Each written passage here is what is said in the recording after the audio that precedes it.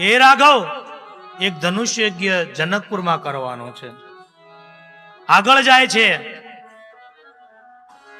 ત્યાં આશ્રમ જોયો, બિલકુલ નીરવ અને શાંત આશ્રમ છે. આશ્રમ જોઈને પ્રશ્ન કરે, બાપજી આ આશ્રમ કોનો છે? આશ્રમમાં જઈએ તો ભજન મળે, ભોજન મળે. અહીં તો કાંઈ નથી. પશુ પંખી પણ કિલોર કરતા નથી. ઝાડવા ઉભા છે તો સમાધિમાં લાગે છે.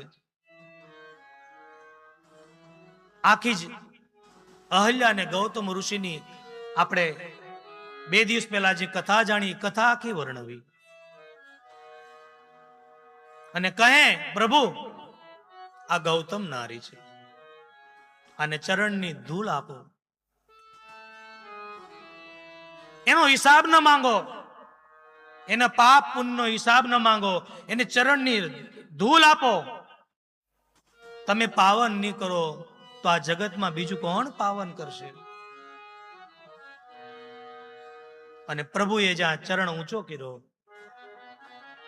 જ્યાં ચરણ રજ એ શિલાને અડી હજારો વર્ષથી તપસ્યામાં હતી એ અહલ્યા ગૌતમ ઋષિના શ્રાપને હિસાબે અને સળવળાટ થવા લાગ્યો. અને આંખો ખોલી ને મારા પ્રભુ રામની સ્તુતિ કહે છે, પરસત પદ પાવન શોકન સાવન પ્રગટ ભઈ તપ પૂંજ સહી.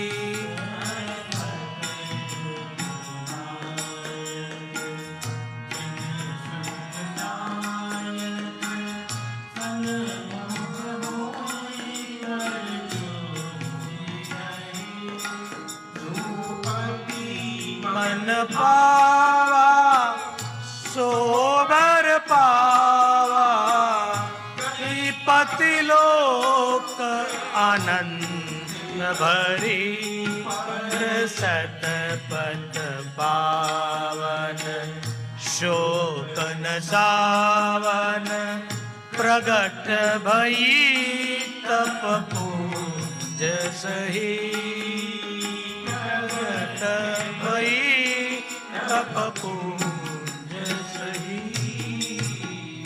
અહલ્યાજીનો ઉદ્ધાર કરી